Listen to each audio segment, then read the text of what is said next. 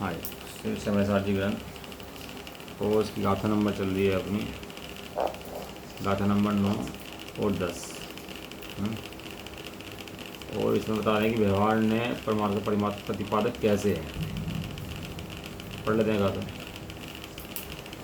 इस आत्म को शुद्ध से नियत जो शुद्ध केवल जानते, ऋषि गण प्रकाशक लोक के शुद्ध केवली उनको कहें। शुद्ध ज्ञान सब जाने युजिन, शुद्ध केवली उसको कहें। सब ज्ञान सो आत्मा ही है, शुद्ध केवली उससे बने। मुझे इसमें चीज़ समझ गया आप लोगों को।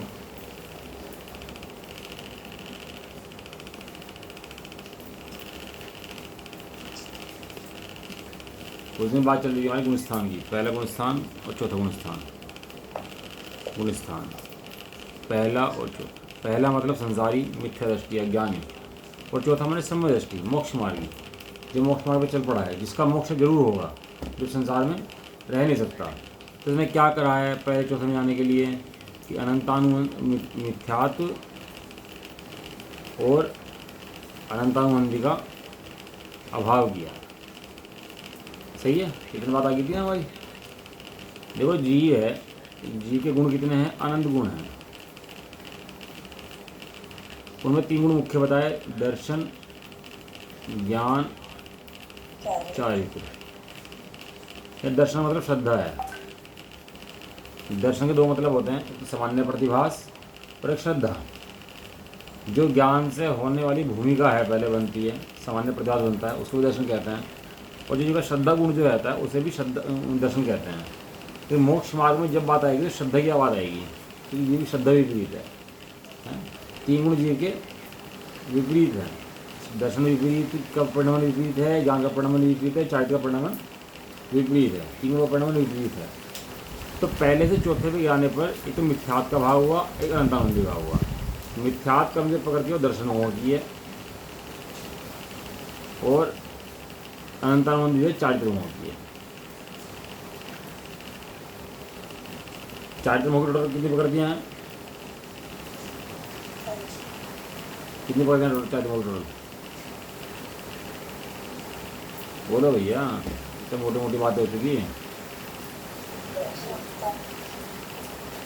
25 पकड़ते हैं चारित्र मोह की हैं, 3 पकड़ते हैं दर्शन मोह की हैं। 25 के अंदर भी कितनी गई हैं? यहाँ पर अनंतानंदी 4, अनंतानुबंधी की हैं 4, इन 25 में 4 गई हैं। ठीक है, वहाँ पर जब जी पहले चौथे में जाता है तो उसको आत्मानुभव होता है।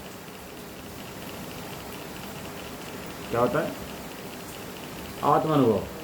और ये आत्मानुभव जो है ना, ये ज्ञान की पर्याय है, एक चारित्र की पर्याय नहीं है। आत्मानुभव में टिकना, ये 4 गुण की पर्याय है, जब 5 गुण साथ शुरू होती है। तो यहाँ पर 2 गुणों का खेल है, श्रद्धा का और ज्ञान का। पहले चौथे जाने में जीव का जितना संसार है वो सब किसकी वजह से है? एक श्रद्धा की वजह से, एक ज्ञान की। चारित्र का काम भी शुरू नहीं होता। चारित्र मन स्थिरता, स्वरूप में स्थिरता।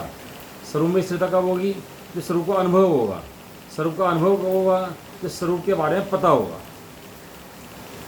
है स्वरूप के बारे में पता करना ज्ञान, और अनुभव करना ज्ञान, और निर्णय करना श्रद्धा है। तो श्रद्धा के अंदर ज्ञान का खेल चलता है पूरे मोक्ष मार्ग के अंदर। मोक्ष मार्ग जितना भी खेल है वो श्रद्धा ज्ञान का नाम ही है। उसमें होता क्या है कि श्रद्धा तो अनादिकाल से विपरीत है, अनादिकाल से विपरीत है। किसी कारण? दर्शन मोहनीय कर्म के कारण अनादिकाल से विपरीत चलती आ रही है। जैसा शरीर का परिणाम होता है वैसे अपने मानने लगता है, जहाँ गति में पहुँच जाएगा वैसे मानने लगेगा अपने आप को। अनेक रूप करता रहता है, अपने को बदलता रहता है। इसका नाम क्या है? अनादि की विपरीतता, अनादि का मिथ्या दर्शन। तो श्रद्धा के बल से मिथ्या नहीं टूटता। श्रद्धा क्या है? श्रद्धा तो अंधों की तरह है। श्रद्धा को नहीं पता क्या होता है? अंध पंग अरु आलसी जुदे जले दबलो है। अंधा हो, पंगु हो, आलसी हो, इसे कहा मिथ्या शब्द में अंधा, इसे कहा पंगु और इसे कहा आलसी। मिथ्या दृष्टि है ना। तो मिथ्या दृष्टि की अवस्था में क्या है कि श्रद्धा क्या है? श्रद्धा क्या है? अंधी। ज्ञान क्या है? पंगु। और चारित्र क्या है? आलसी। चारित्र आलसी बैठा हुआ है। तब होता क्या है कि श्रद्धा जो है ना, ये कुछ नहीं करती। ये तो बैठ के हाँ ना करते जज की तरह। ये जज बैठ जाता है कि सही है गलत है, क्यों निर्णय करता है। सारा काम कौन करता है? सारा काम करता है ज्ञान। ज्ञान जानता भी है, श्रद्धा को सम्यक भी करता है और अनुभव भी करता है। सारा खेल ज्ञान पर आगे टिकता है, क्योंकि श्रद्धा कुछ नहीं करती भाई साहब। श्रद्धा तो बस या तो सम्यक है या मिथ्या है। श्रद्धा को इसके अलावा कुछ काम नहीं। श्रद्धा कुछ काम नहीं करती। श्रद्धा कभी भी कुछ काम नहीं करती। जो भी काम करता है सब कौन करता है? तो ज्ञान करता है। ज्ञान ही जानता है मैं कौन हूँ, ज्ञान ही जानता है पर कौन है? तो ऐसा सब लोग जानते हैं। तो श्रद्धा सम्यक है कि नहीं है? कि नहीं, ऐसा नहीं है। ये ऐसा जानने के बाद भी श्रद्धा सम्यक क्यों नहीं है? क्योंकि जब तक ये दर्शन में हो, श्रद्धा अनादि की विपरीतता का भाव नहीं होगा, तब तक जीव को सम्यक दर्शन नहीं होगा। ज्ञान भी मिथ्या ही कहलाएगा, सम्यक नहीं कहलाएगा। तो विधि क्या है? कि विधि ये है कि ज्ञान जो होता है तो बारंबार अभ्यास करता है। क्या करता है? ज्ञान क्या करता है? बारंबार अभ्यास करता है। बारंबार अभ्यास। तो इस बारंबार अभ्यास करने के बल से क्या दर्शन मुखी जो प्रकृति है ये मंद पड़ती है। ज्ञान के बारंबार अभ्यास करेगा, चिंतन करेगा, पढ़ेगा, चर्चा करेगा, वार्ता करेगा, तो उससे क्या होता है कि दर्शन मुखी प्रकृति जो है ना ये मंद पड़ जाती है। और मंद पढ़ते पढ़ते एक दिन टूट जाती है और ये श्रद्धा जो विपरीत थी ये सम्यक पूर्ण हो जाती है। इस श्रद्धा को सम्यक करने के लिए श्रद्धा ने कुछ नहीं करा। श्रद्धा को सम्यक करने के लिए श्रद्धा ने कुछ नहीं करा, और श्रद्धा कुछ कर नहीं सकती, क्योंकि श्रद्धा क्या है? वो अंधे की भांति है। वो तो निर्णय करती है बस। जब तो कानून की आंख होती है ना अंधी, देखिए पट्टी बंधी रहती हैं, पट्टी क्यों बंधी रहती हैं? तो देखिए मूर्ति, हाथ में तराजू, तराजू में पट्टी, क्या मतलब है उसका? आगे पट्टी क्यों बंधी है? आगे पट्टी इसलिए बंधी है कि ये तराजू जो है ना निर्णय ये करेगी, मैं निर्णय नहीं करेगी। जो तराजू निर्णय कर देगी वो मेरा निर्णय। तराजू में तुल के जो बराबर हो गया, मैंने आगे पट्टी बांध ली है ना देखने के लिए। तुम्हें देखना ही नहीं है बाहर में क्या हो रहा है। कानून की आँख, कानून अंधा होता है। सुना कि नहीं सुना? कानून अंधा होता है। इसी तरह से श्रद्धा अंधी होती है। श्रद्धा को तो जो ज्ञान तोड़ के दे देगा वो ले लेगी। अब ज्ञान क्या कर रहा है? अनादिकाल से पर में लगा हुआ है, अपने की रुचि नहीं है, अपना अभ्यास नहीं है। तो कहाँ लगा हुआ है? वो ऊपर के अंदर लगा हुआ है अनादिकाल से। समझ में आ रहा है नहीं आ रहा? आना कर दो। हाँ, तो क्या है कि अनादिकाल से पर में लगा हुआ है ज्ञान। ज्ञान ने केस अपना केस तैयार नहीं करा। तो ज्ञान के बारंबार अभ्यास के लिए इसे कहते हैं स्वपर भेद विज्ञान। क्या कहते हैं? स्वपर भेद विज्ञान। जैसे जैसे ज्ञान स्वपर का भेद विज्ञान करता है, स्व कौन है, पर कौन है, स्व कौन है, पर कौन है, यदि ये भेद विज्ञान ना हो तो श्रद्धा कभी सम्यक नहीं हो सकती, क्योंकि दर्शन मोह का अभाव ही नहीं हो सकता। समझाया? कि दर्शन मोह का अभाव धीरे धीरे दर्शन मोह मंद पड़ता है। ज्ञान अभ्यास करता है, बारंबार निर्णय करता है, इसको लगता है सही नहीं चल रहा सब कुछ, कि ज्ञान देखता है। जब वकील केस तैयार करता है अपना, वो जज के सामने दलीलें देता है कि देखो जज साहब, देखो जज साहब, देखो जज साहब। तो एक दिन जज साहब को भी निर्णय करना पड़ता है कि नहीं भाई केस तुम्हारा सही है। वकील का केस में मजबूती हो ना तो वो जज से भिड़ जाता है, कहना जज साहब निर्णय देना पड़ेगा। ऐसा नहीं कि तुम्हारी मर्जी नहीं चलेगी। यहाँ पर जो केस सामने आया है तुम्हें उसके आधार पर फैसला देना है।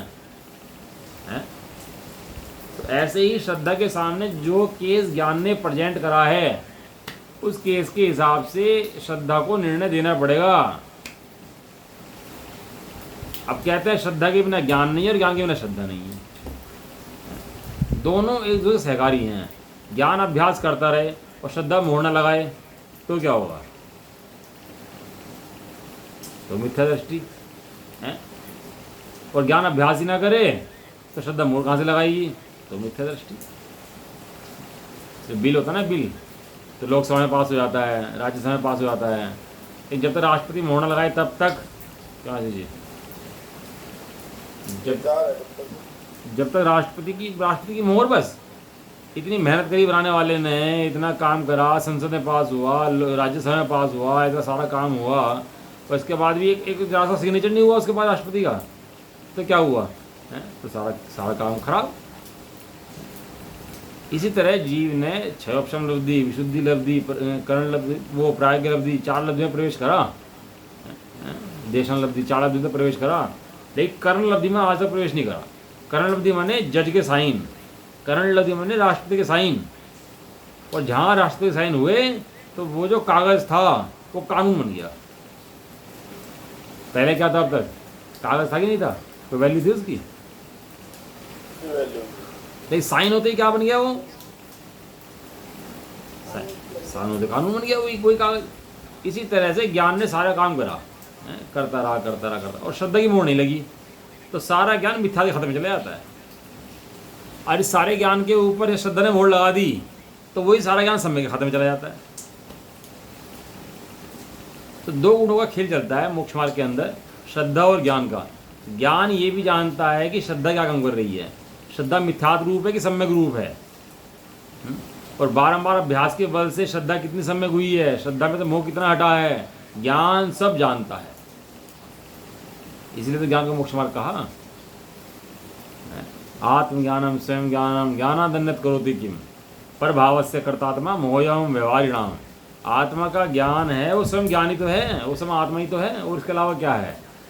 आत्मज्ञानम स्वयं ज्ञानम ज्ञानाद अन्यत करोति किम। आत्मा ज्ञान के अलावा अन्य क्या कर सकता है? ज्ञान के अलावा कुछ नहीं कर सकता। इसलिए श्रद्धा के ऊपर जोड़ नहीं देते, ज्ञान के बारंबार अभ्यास पर जोड़ देते। आपने पढ़ा होगा भेद विज्ञान करो, भेद विज्ञान करो, भेद विज्ञान करो।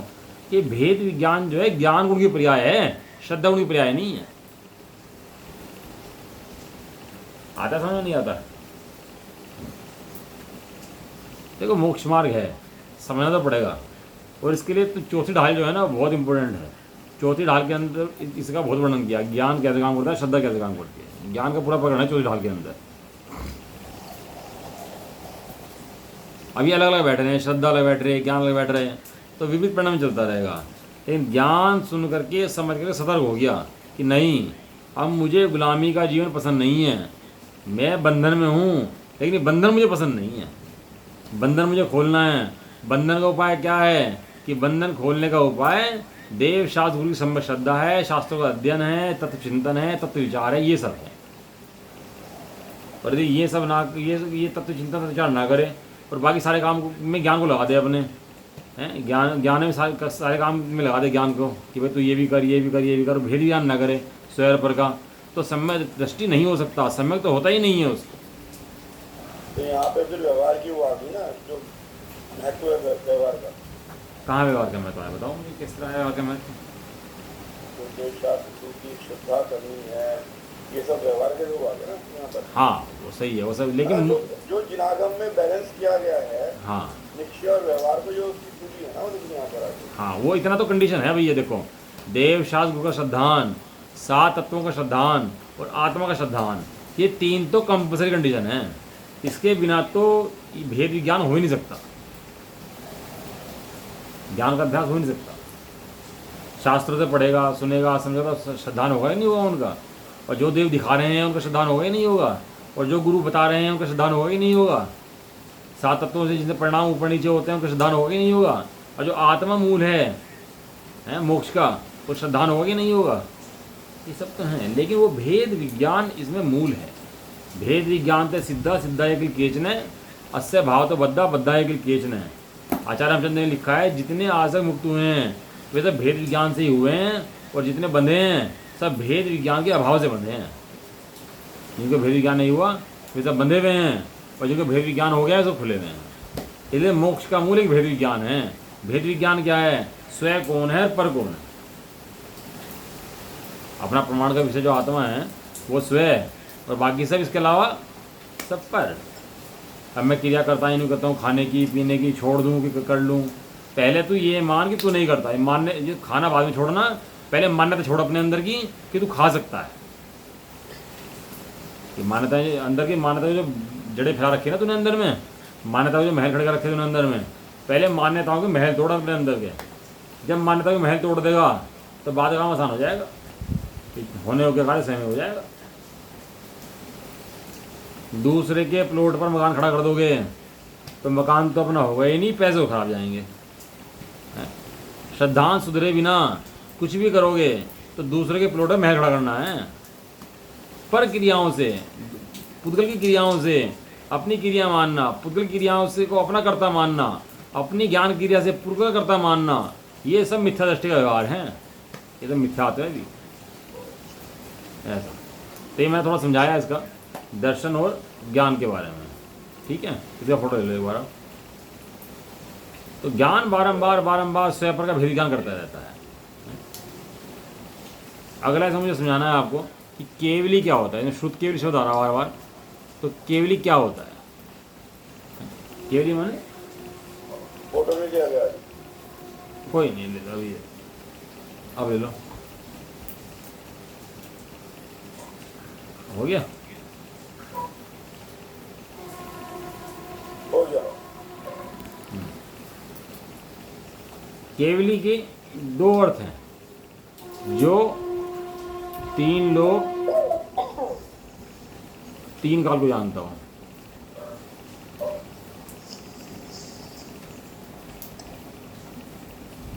और जो आत्मा को जानता हूं।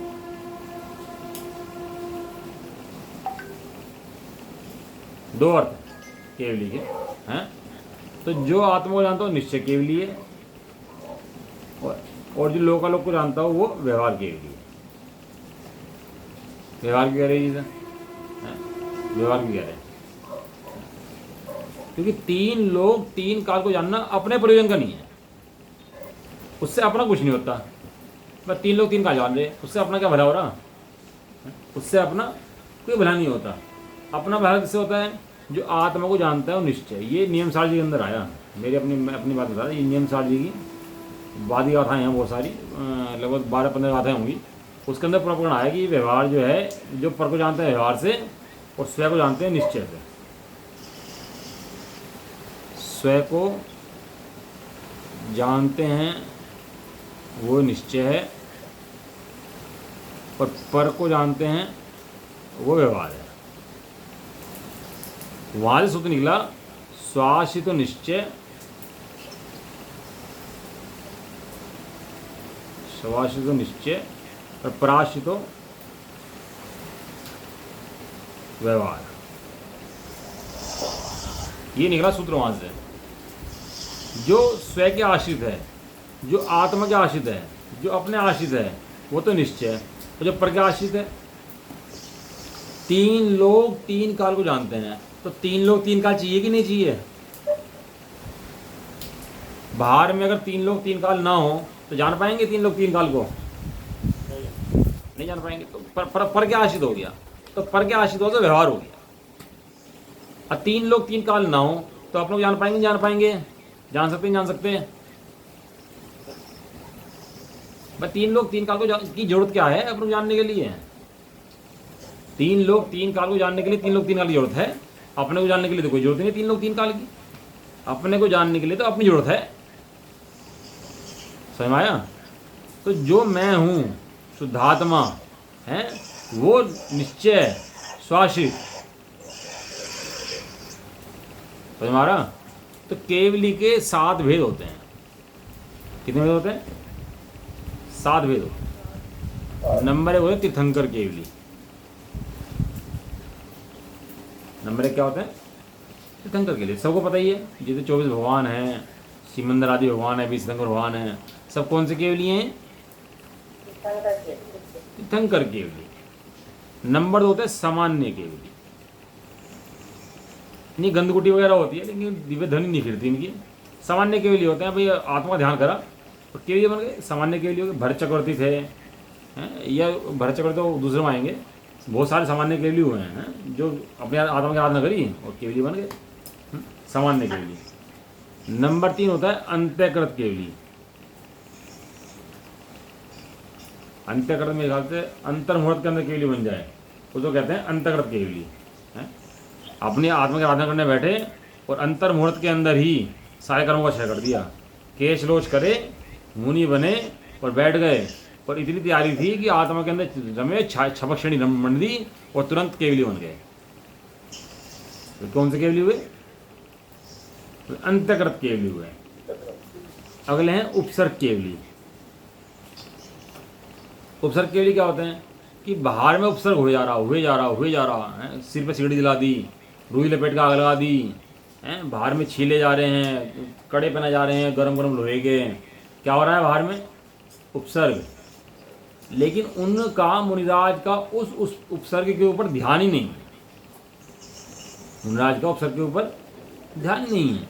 और उनका ध्यान कहाँ है? उनका अपनी आत्मा के ऊपर ध्यान है, और ध्यान करते करते करते श्रेणी बन जाती है, छपक श्रेणी, और वहाँ पर उनको उपसर्ग केवली कहा जाता है। देखो, केवली होने से पहले उपसर्ग था, केवली होने के बाद कोई उपसर्ग नहीं रहता, लेकिन पूर्व में क्या था इस उसकी अपेक्षा रहता है कि उपसर्ग केवली हैं, इनके ऊपर उपसर्ग हुआ है भैया, इनके ऊपर देशभूषण कुलभूषण पढ़े थे ना हमने, कथा पढ़ी थी ना मुनिराज की देशभूषण कुलभूषण की, तो इसमें कौन से केवली थे? में उपसर्ग केवली थे, उनके ऊपर उपसर्ग चल रहा था। उपसर्ग के काल में भी आत्मा में स्थिरता, तो कैसी स्थिति होती होगी आप सोचो, मुनिराज होगी हैं, बाहर में उससे चला, उस पर ध्यान ही नहीं है। क्या ऐसा भी हो सकता है कि हाँ ऐसा हो सकता है, ऐसा होता भी है, ऐसा हुआ भी है? उपसर्ग केवली। अगले हैं मूक केवली। जो सामान्य केवली होते हैं गंधकुटी में इनकी वाणी खिड़ती है, लेकिन मूक केवली की तो वाणी खिड़ती नहीं है बिल्कुल भी, बोलते ही नहीं है, तो जैसे होते हैं वैसे मुख चले जाते हैं। इसके बारे में प्रसंग आता है भरत चक्रवर्ती के 923 पुत्र। किसके? हुआ क्या था कि इन्होंने भरत चक्रवर्ती के जो ये पुत्र थे, ये एक इंद्रिय निगोद की पर्याय में थे, नित्य निगोद की पर्याय में। 32,000 नहीं 4,923। तो ये जो थे ये निगोद की पर्याय में थे, निगोद की पर्याय से निकले सीधे गिजाई बने हैं। गिजाई होती है ना, गिजाई बने, और गिजाई बनने के बाद सीधे भरत चक्रवर्ती के पुत्र बन गए 923 पुत्र। तो जब पुत्र बने तो ये जब पैदा हुए तो उसके बाद भी बोले ही नहीं। जब बोले ही नहीं तो 8 साल की उम्र हो गई इनकी, बोले। या भरत चक्रवर्ती को चिंता हुई कि यार मेरे पुत्र गूंगे, चक्रवर्ती के पुत्र गूंगे नहीं होते, शास्त्र के अंदर आया मेरे पुत्र गूंगे कैसे होगी है?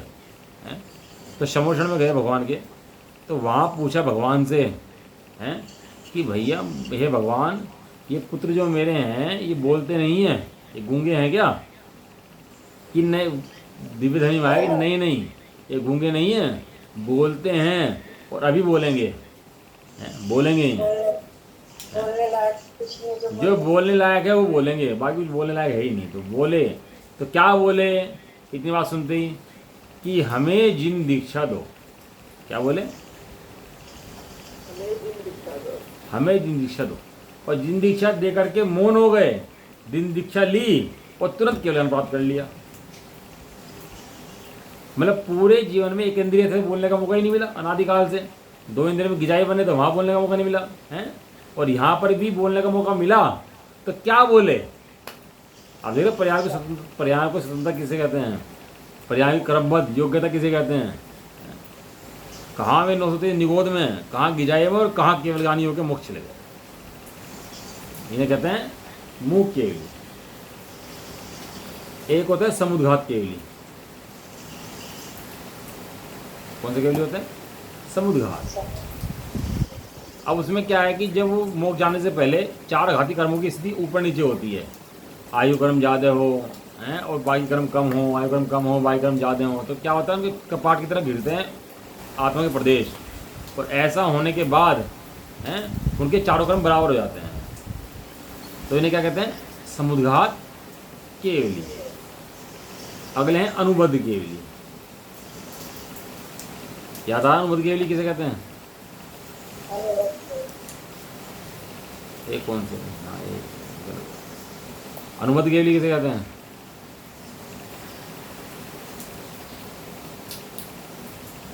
अनुबद्ध केवली होते हैं एक के बाद एक, चैन टूटी ही नहीं।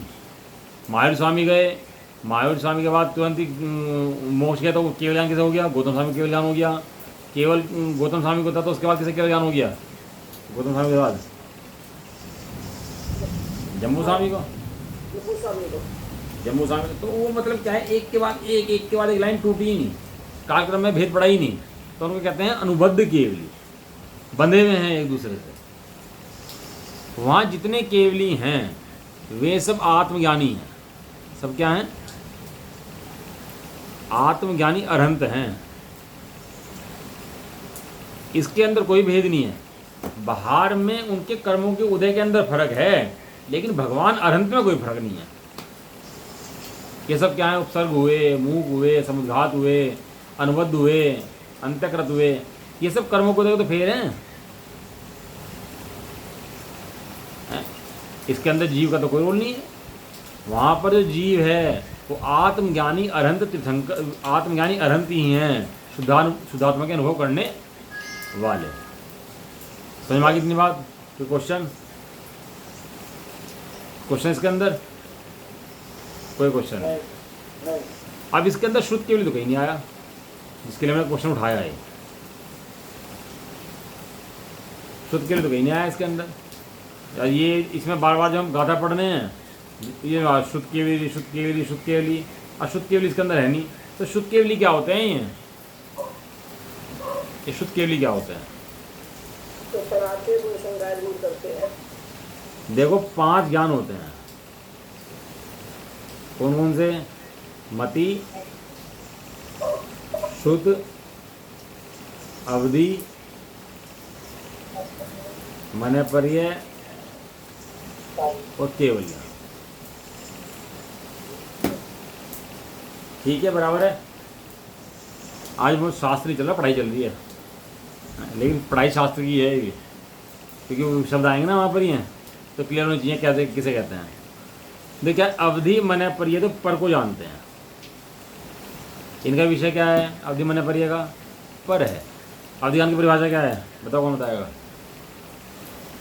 परिभाषा भी याद कर लेनी चाहिए ना कभी कभी। अवधि ज्ञान की परिभाषा नहीं याद?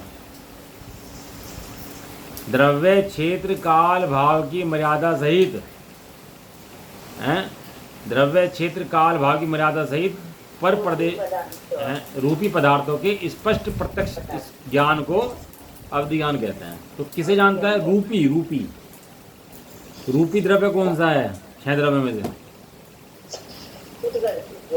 खुदगल। तो किसे जानता है अवधि ज्ञान?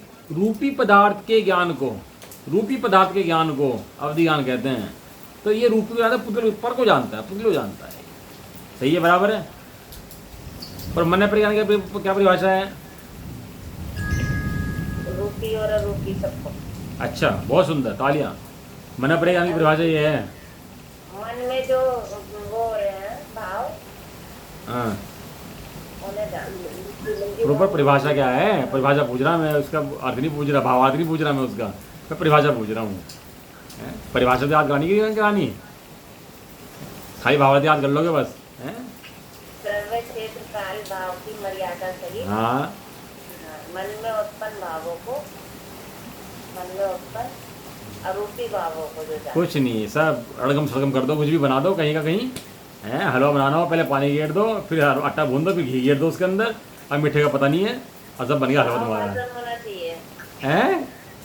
भावासन होना चाहिए। बहुत बढ़िया। खाने का भाव भाषण करना, आज बनाना मत और खाना मत, आज भाव भाषण करना खाने का, बिना बनाए बिना खाए। हैं, आज मन में सोच लेना, खाना खा लिया, पेट भर गया, बस मज़ा आ गया। वहाँ तो बनाने की विधि पूरी पता, खाने की विधि पूरी पता है, वहाँ तो इतने चाहिए, और यहाँ भाव भाषण चाहिए खाली। ऐसा नहीं चलता। यदि 6 ऑप्शन है तो लगाओ, नहीं हो तो कोई बात नहीं, हम नहीं कहेंगे नहीं मत लगाओ। है समय है, 6 ऑप्शन है तो लगाओ, याद करो इन परिभाषाओं को। ये परिभाषा याद करनी बहुत जरूरी है। 6 ऑप्शन खुलता है इनसे, परिभाषा याद करने से विशुद्धि बढ़ती है। ऐसा नहीं है खाली परिभाषा याद करने से, गाथाएं याद करने से कुछ नहीं होता, बुद्धि खुलती है, दर्शन मोह मंद पड़ता है। सम्यक ज्ञान का कारण है ये, सम्यक ज्ञान के कारणों में कारण है इसका कि सम्यक जो परिभाषाएं याद करता है, गाथाएं शुद्ध पढ़ता है, अक्षर अर्थ शुद्ध पहचान है कि नहीं है। सम्यक ज्ञान के कारणों में अक्षर अर्थ शुद्ध पहचान हो, परिभाषाएं याद करो, अक्षर शुद्ध बोलो, प्रॉपर बोलो, गाथाएं याद करो, सही बोलो, इससे सम्यक ज्ञान होता है। तो लिखा है इसके अंदर शास्त्रों के अंदर, मेरी बात थोड़ा ना है। तो क्या कह रहे हैं यहाँ पर, मन पड़ेगा जो द्रव्य क्षेत्र काल की मर्यादा सहित दूसरे के मन में स्थित रूपी पदार्थ के, मन में नहीं, दूसरे के मन में स्थित रूपी पदार्थ के स्पष्ट प्रत्यक्ष ज्ञान को, तो रूपी शब्द आया ना, रूपी, दूसरे के मन के अंदर आत्मा का चिंतन हो रहा होगा तो वो ज्ञान में नहीं आएगा, लेकिन दूसरे के मन में पुद्गल का चिंतन हो रहा होगा तो वो ख्याल में आ जाएगा अपने कि क्या सोच रहा है, कि क्या विचार कर रहा है। तो लेकिन विचार पुद्गल के संबंध में होने चाहिए, आकाश के संबंध में, काल के संबंध के विचार काम नहीं आएंगे यहाँ पर। तो अवधि मन परे तो क्या है, रूपी पदार्थ। और केवल ज्ञान के अंदर तीन लोग को जानता है और आत्मा को जानता है, दोनों को जानता है, लेकिन ये फल स्वरूप है, इसमें कार्य नहीं होता, इसमें फल मिलता है। केवल ज्ञान के अंदर क्या मिलता है, फल मिलता है, केवल ज्ञान के अंदर कार्य नहीं होता। तो कार्य कहाँ होता है, अवधि मन परे पर को जानते हैं, केवल ज्ञान तीन लोग तीन आत्मा को फल रूप जानता है। तो बाकी क्या बचा, मति ज्ञान। मति ज्ञान की परिभाषा बताओ फटाफट, मति ज्ञान की परिभाषा बताओ फटाफट। इंद्रियों से होने वाले ज्ञान को मति ज्ञान कहते क्या, हैं। इंद्रियों से होने वाले ज्ञान को, आधा अधूरा है सपाट सब। इंद्रियां और मन के निमित्त, इंद्रियों और मन के निमित्त होने वाले ज्ञान को मति ज्ञान कहते हैं। हाँ, इंद्रियां और मन के निमित्त से होने वाले ज्ञान को मति ज्ञान कहते हैं। ये मति ज्ञान पढ़ता है, देखता है, सुनता है, स्पर्श करता है, लेकिन इसके अंदर चिंतन नहीं होता। ये बता तो देता है क्या है, कैसा है, लेकिन चिंतन नहीं होता। चिंतन किसके अंदर होता है, चिंतन होता है शुद्ध ज्ञान के अंदर। शुद्ध ज्ञान, मति ज्ञान तो मात्र जान लेता है, 336 भेद है मति ज्ञान के, हैं। तो मति ज्ञान तो क्या करता है, मति ज्ञान तो मात्र जान लेता है, स्पर्शन है, रसना है, घ्राण है, चक्षु है, कर्ण है, मन है, जो विषय आया जान लिया भाई, जो जैसा है। अब इसके अंदर जो 5 इंद्रियां हैं वो एक मन है। क्या क्या चीजें इसके अंदर, 5 इंद्रिय और एक मन। तो 5 इंद्रियों का विषय तो बाहर में ही है। 5 इंद्रियां आत्मा के लिए ना कुछ कर सकती, ना कुछ ले सकती, ना दे सकती। 5 इंद्रियां बाहर में बैठी हुई ना सारी। 5 इंद्रियों का मुंह बाहर में फटा हुआ है, बाहर खुला हुआ है। 5 इंद्रियों का मुंह बाहर में खुला हुआ है। 5 इंद्रियां आत्मा के लिए कुछ नहीं कर सकती। पढ़ तो सकती हैं, ये लिख देगी यहाँ आत्मा है, इतना तो पढ़ सकती है, लेकिन आत्मा का अनुभव कराने में 5 इंद्रियां समर्थ नहीं है। 5 इंद्रियां पुद्गल को जानती है। 5 इंद्रियां किसे जानती है, रूपी को।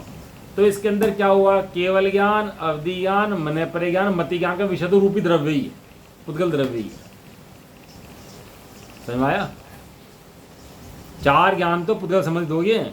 वो 3 लोग को जान रहा है, वो रूपी को जान रहा है, मन परे रूपी को जान रहा है, मति ज्ञान इंद्र से जान रहा है, रूपी को जान रहा है, हैं। ये सब तो किसे जानते हैं, रूपी को जानते हैं। लेकिन जो शुद्ध ज्ञान है, जो शुद्ध ज्ञान है, शुद्ध ज्ञान इसके अंदर मूल है मोक्ष मार्ग खोलने के लिए।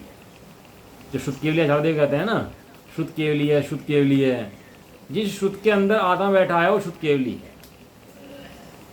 शुद्ध ज्ञान दोनों को जानता है, रूपी को भी और अरूपी को। शुद्ध ज्ञान किसे जानता है,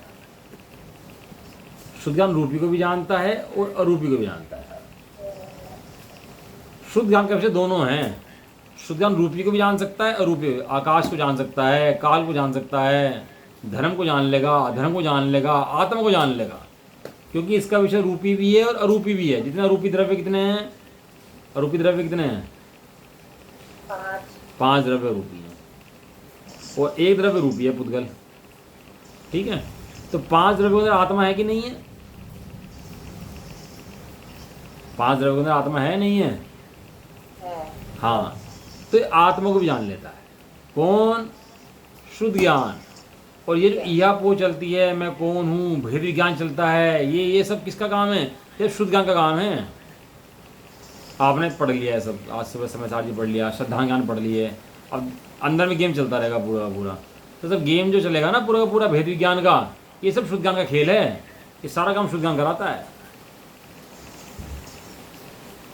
तो शुद्ध ज्ञान जानता भी है, भेद विज्ञान भी करता है और अनुभव भी करा देता है।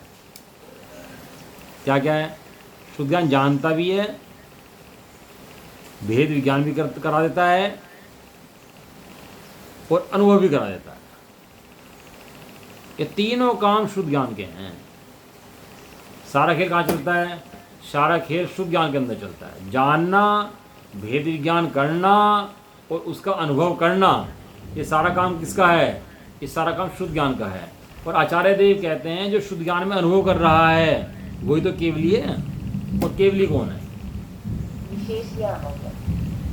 और केवली कौन है इसके अलावा? इसके अलावा किसे केवली कहें? मति ज्ञान वाले को केवली कहें, अवधि वाले को कहें, मन्य परि वाले को कहें, केवल ज्ञान वाले को कहें, किसको केवली कहें? जिसने यहाँ पर शुद्धात्मा का अनुभव कर लिया, जान लिया, भेद विज्ञान कर लिया, उसको केवली कहते हैं। क्योंकि केवली का मूल ये है, यहाँ से केवली निकलते हैं। जो शुद्ध ज्ञान के अंदर अपने को केवली अनुभव करते हैं, केवली के समान अनुभव करते हैं, वे केवली बन जाते हैं। और जो शुद्ध ज्ञान के अंदर केवली अनुभव नहीं करते, वे केवली नहीं बनते, बन भी नहीं सकते और बनना भी नहीं चाहिए। समझ में आया नहीं आया? इतनी बात क्लियर हुई कि नहीं हुई? भारी पड़ गया? ये भारी है। देखो अब इसके अंदर एक छोटी सी बात हो रही है। एक होता है द्वादशांग, 12 अंग। सुना नहीं सुना द्वादशांग? द्वादशांग किसे कहते हैं? हाँ, जिनवाणी माँ के द्वादशांग। द्वादशांग माने 11 अंग 14 पूर्व। 11 अंग 14 पूर्व को कहते हैं द्वादशांग। 11 अंग 12वें अंग का 14 पूर्व होते हैं। तो 11 अंग 14 पूर्व को कहते हैं 12 अंग, यानी 11 अंग और 14 पूर्व, इसे कहते हैं द्वादशांग। सम्यक दृष्टि भी होता है। द्वादशांग का ज्ञान सम्यक दृष्टि को हो सकता है, मुनिराजों को ही होता है, मुनिराजों के बिना होता ही नहीं है। भावलिंग के संतों को ही होता है, इससे नीचे हो नहीं सकता द्वादशांग का ज्ञान है।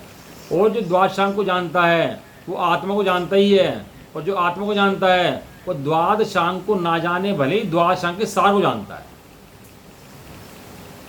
क्या बताया? द्वादशांग का सार क्या है? कि द्वादशांग का सार भी आत्मा ही है, और द्वादशांग के सार आत्मा को जान लेता है। तो द्वादशांग के सार आत्मा को जान लेता है तो कहते हैं केवली है ये, क्योंकि सार जान लिया इसने सार जान लिया।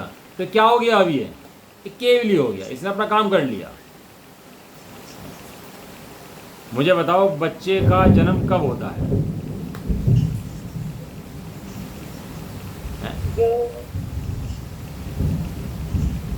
जब बच्चा पहले गर्भ में आता है।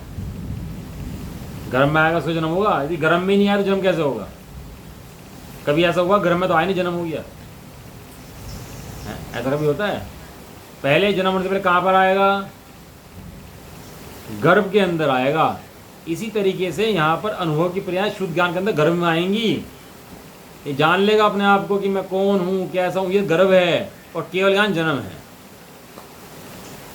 केवल ज्ञान तो बाद में होंगे, पहले तो अपनी अनुभूति, अपना निर्णय, अपना भेद विज्ञान होगा, उस बल पर वो केवल ज्ञान आता है। यदि अपना निर्णय, अपना भेद विज्ञान, अपना अनुभव नहीं है तो केवल ज्ञान के बीज पैदा ही नहीं होते, क्योंकि अभी घर में ही नहीं आया। सही बराबर बात है। तो द्वादशांग का ज्ञान जिसे होता है वो शुद्ध केवली कहते हैं उसको। क्या है? जिसे द्वादशांग का ज्ञान होता है वो शुद्ध केवली कहते हैं।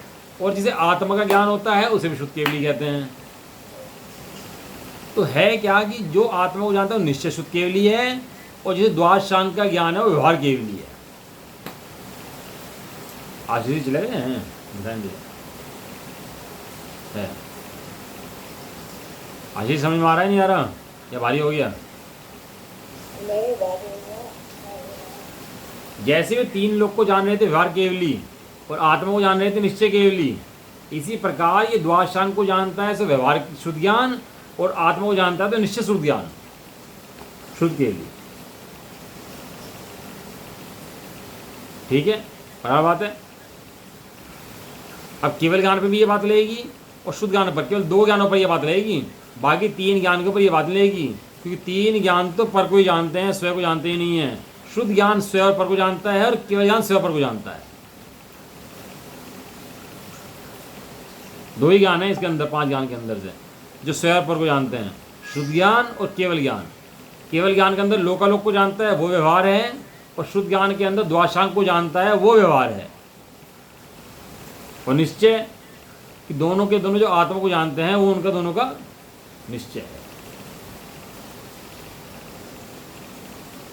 जानना, भेद विज्ञान करना, अनुभव करना, अपनी बातें को भारी बातें नहीं है। कोई सोचे कि भैया भारी हो गया, समझ नहीं आ रहा, बात कैसी भारी चल रही है समय सार जी की। बात किसी की भी हो, बात मेरी है, बस इतना समझ के पढ़ेंगे तो सब समझ में आ जाएगा। और आलस मार के पढ़ेंगे, पर की बात सुन के पढ़ेंगे तो सारा चला जाएगा ऊपर से, तो समझ नहीं आएगा। ठीक है, इतनी पढ़ाई आज हुई। इसका फोटो ले लो, आशीष जी फोटो ले लो इसका। ठीक है, डाल दिया मैंने। हाँ, समझ में आ गई नहीं सारा चैप्टर ये पूरा पूरा। ये शुद्ध केवली क्यों कहा जा रहा है इनको? क्योंकि ये आत्मा का अनुभव करने वाले हैं, इसलिए शुद्ध केवली आचार्य देव इनको बार बार कह रहे हैं। ये तो बार बार क्या कह रहे हैं कि तू हीन मत देख अपने आप को, शुद्ध केवल ज्ञान के अंदर अपने को पूर्ण देख। पूर्ण देखने वालों की पूर्णता हो जाती है।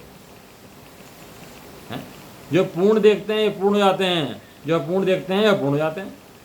जो जानता मैं शुद्ध हूँ मैं शुद्ध हो जाता है, वो जानता विशुद्ध हूँ वो शुद्ध हो जाता है। तो गाथाएं आचार्य कौन देगी? तभी तो पूर्ण दिखा रहे हैं। हाँ, पूर्ण है इसलिए पूर्ण दिखा रहे हैं। ऐसे नहीं खाली पीली बातें कर रहे हैं।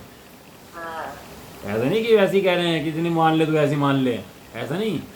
परिपूर्ण है तो शुद्ध ज्ञान के अंदर परिपूर्ण दिखता है, वो दिखता है सो केवल ज्ञान होता है। ऐसा कि शुद्ध ज्ञान निर्णय कर लेते हैं। अभी देखो हम अपन लोग बैठे सुन रहे, तो निर्णय हो रहा कि नहीं हो रहा? अभी बैठे बैठे ही यहाँ बात तो सही है यार, पूर्ण हूँ, कमी तो मेरे अंदर है नहीं है, पूरा का पूरा बैठा अखंड आत्मा अभी बैठा। तो शुद्ध ज्ञान जो निर्णय कर रहा है बारंबार, ये भेद ज्ञान की धारा, ये दर्शन मोह का भाव कर देती है, श्रद्धा सम्यक हो जाती है और जीव का मोक्ष खुल जाता है, केवल ज्ञान प्राप्त हो जाता है, सिद्ध बन जाता है जी। इसी बल से केवल यही मंत्र है जो आचार्य कुंदे बार बार बता रहे हैं, यही मंत्र है, इसके अलावा अन्य मंत्र नहीं। चलो अब ये गाथा जो है कल लेंगे, इसको क्या गाथा के अंदर क्या आ रहा है कल पढ़ेंगे इसका आगे। ठीक है। निज निधि निज में बताई